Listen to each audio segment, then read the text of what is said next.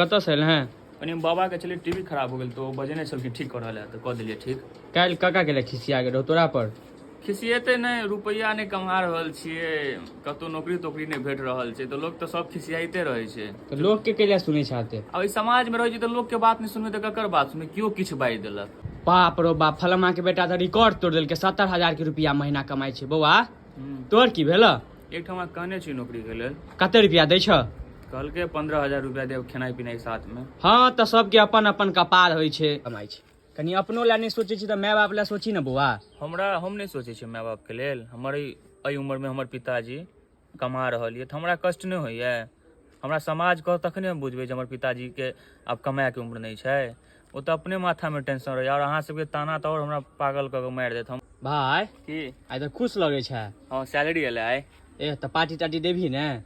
Party कथी देबे, 10,000 रुपया एले सैलरी तो 5,000 लोने में चल गए, 3,000 रूमे भाड़ा लग गया, 2,000 घरे पर भेज दिलिए। तो तू तो कहने रही हम कपड़ा लेब अपना ले। कपड़ा अब अगला महीना में लऽ लेबै।